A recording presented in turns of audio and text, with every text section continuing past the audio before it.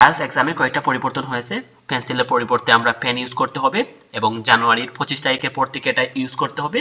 এবং আরেকটা বড় পরিবর্তন হচ্ছে কম্পিউটার বেসড এক্সামটা চলে আসতে পারে, মানে ম্যান্ডেটরি ভাবে আমরা কম্পিউটার বেস দিতে হবে, পেপার বেসড এক্সামটা চলে যেতে পারে। বাট এখানে আমরা এটা নিয়ে এত বেশি সমস্যায় পড়তেছি, লাইক স্টুডেন্টরা এখন প্রিপারেশন নিয়ে বাদ দিয়ে জাস্ট এই বিষয়টা নিয়ে ওরা মাথা ঘামাচ্ছে যে ভাইয়া কবে থেকে শুরু হচ্ছে, মানে আমরা পেন দিয়ে কখন থেকে লিখতে হবে, কয় তারিখের পর থেকে পেন দিয়ে লিখতে হবে, এবং আমরা পেপার বেস এক্সাম কখন পর্যন্ত দিতে পারবো, এটা নিয়ে অনেক ঝামেলা। সো এই ভিডিওতে আমি ট্রাই করব এই বিষয়টা ক্লিয়ার করা যে আমরা পেন অথবা পেন্সিলটা কখন থেকে আমরা ইউজ করতে পারবো না, অর্থাৎ পেন কখন থেকে ইউজ করতে হবে, আর কম্পিউটার বেস এক্সাম কখন থেকে শুরু হতে যাচ্ছে। ওকে, প্রথমে কথা বলি পেন কখন থেকে আমরা ইউজ করতে হবে। সেটা হচ্ছে 25 সালের 25 তারিখের পর থেকে আমরা কি করতে হবে, পেন ইউজ করতে হবে, আর পেন্সিল ইউজ করতে পারবো না। তবে ভাই এটা নিয়ে তো ঝামেলা হওয়ার কোনো কিছু নাই। আমার কাছে মনে হয় এই পরিবর্তনটা আমাদের জন্য ভালো হয়েছে। আমাদের জন্য এই পরিবর্তনটা অনেক ভালো নিয়ে আসছে, বিকজ আমরা এত বছর আমরা যদি ক্লাস 1 থেকে এইচএসসি ভাবলাম, আপনার ভাই এইচএসসি কমপ্লিট, অনেকে তো অনার্স কমপ্লিট করে মাস্টার্স কমপ্লিট করে আপনারা এক্সাম দিতেছেন, এত জীবন আপনারা পেন দিয়ে লিখছেন, পেন্সিল দিয়ে লিখেন নাই। আমরা পেন দিয়ে ইউজ টু ভাই। সো আমাদের জন্য এটা অনেক সুবিধা নিয়ে আসছে। বাট আমরা কি করছি, এই যে হুজুগে বাঙালি বলে না, মানে একজন বলছে যে এটা কঠিন হয়ে গেছে, শেষ আমরাও ভাবছি না। একটু থিঙ্ক করেন ভাই, নিজের মাইন্ডসেট ঠিক করেন যে আমরা এটা কি আমাদের জন্য ভালো হয়েছে নাকি খারাপ হয়েছে। আমি ডেফিনেটলি বলবো এটা ভালো হয়েছে। সো এটার পজিটিভ জিনিস দেখেন, আর লাইফে প্রত্যেক ক্ষেত্রে পজিটিভলি নেওয়া শিখেন। চেঞ্জগুলোকে পজিটিভলি নিতে পারলেই জীবন সুন্দর। ওকে, সো এখানে বললাম যে পেন দিয়ে লিখতে হবে কত তারিখ থেকে, জানুয়ারির 25 তারিখের পর থেকে আপনারা পেন দিয়ে লিখতে হবে, পেন্সিল আর ইউজ করা যাবে না।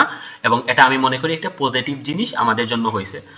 এখন কথা বলি সব থেকে ডিফিকাল্ট বিষয় নিয়ে, সেটা হচ্ছে ভাই আমরা কম্পিউটার বেস এক্সাম কবে থেকে দিতে হবে। আমরা কম্পিউটার বেস এক্সাম কবে থেকে দিতে হবে এবং পেপার বেস এক্সাম উঠে যাবে, সেটা হচ্ছে যে কোনো সময় নিউজ চলে আসতে পারে ভাই।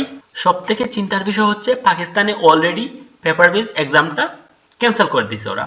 এখন থেকে শুধুমাত্র কম্পিউটার বেস এক্সাম দিতে পারবে পাকিস্তানে। এটা যখন চলে আসছে, বাংলাদেশে আসতে আর কত সময়, আমি বিশ্বাস করি বাংলাদেশে খুব তাড়াতাড়ি চলে আসবে।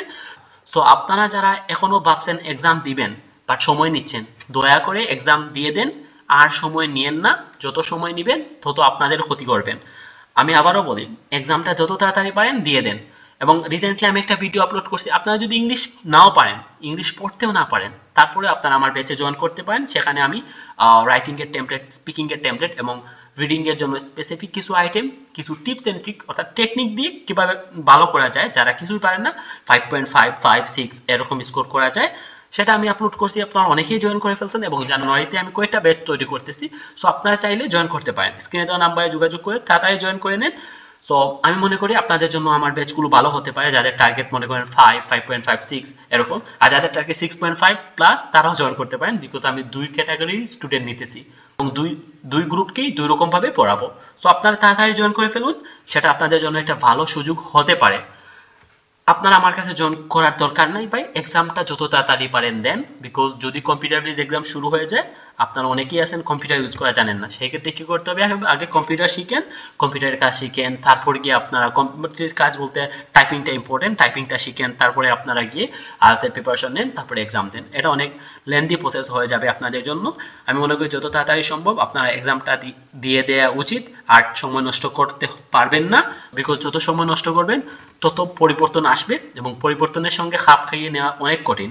আপনারা জানেন হয়তো বা ডাইনোসর কেন বিলুপ্ত হয়ে গেছিল, শুধুমাত্র এই যে পরিবর্তনের সঙ্গে ওরা নিজেকে খাপ খাইয়ে নিতে পারে নাই।